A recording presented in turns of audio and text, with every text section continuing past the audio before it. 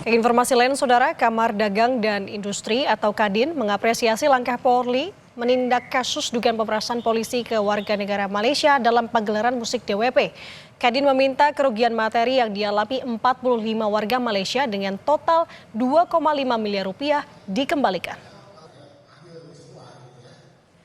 Kadin menilai kasus ini bisa berdampak pada citra Indonesia dalam menggelar konser musik dunia, serta mengancam potensi ekonomi negara.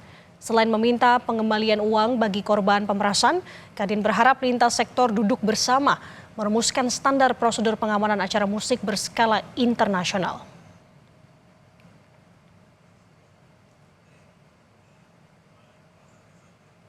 Kita khawatir ini akan berdampak terhadap event-event internasional, terutama yang sifatnya konser musik dan juga festival seni ya. Namun kita tadi saya sudah sampaikan kita patut mengapresiasi langkah cepat yang sudah dilakukan Polri dan harapannya jika barang bukti ini bisa dikembalikan, kita melihat bahwa ada upaya penegakan hukum. Hal-hal pelanggaran seperti ini tidak dibiarkan saja oleh Indonesia, sehingga ke depannya tentu kita berharap upaya boykot tidak mau hadir lagi itu bisa sirna dengan upaya penegakan hukum yang sudah dilakukan oleh Polri. Kadif Propam Irjen Abdul Karim masih mengusut motif 18 oknum polisi yang diduga memeras warga negara asal Malaysia penonton konser DWP. Karim menyebut 18 oknum polisi yang diduga terlibat memeras penonton konser DWP asal Malaysia akan menghadapi sidang etik pekan depan. Ya, kami sepakat di Propam akan menyidangkan kasus ini, ya, yang kita rencanakan minggu depan sudah dilaksanakan sidang kode etik yang akan kita laksanakan minggu depan. Terduga oknum personil yang diamankan sebanyak 18 personil, terdiri dari personil Polda Metro Jaya, Polres Metro Jakarta Pusat, dan Polsek Metro Kemayoran. Polri tidak akan mentolerir terhadap pelanggaran yang dilakukan oleh setiap anggota Polri. Kasus dugaan 18 polisi yang memeras WNA penonton konser musik Jakarta Warehouse Project mencoreng wajah kepolisian Republik Indonesia. Kadif Propam Polri menyebut jumlah korban pemerasan sebanyak 45 orang merupakan warga negara asal Malaysia. Total barang bukti mencapai 2,5 miliar rupiah. Kait mengenai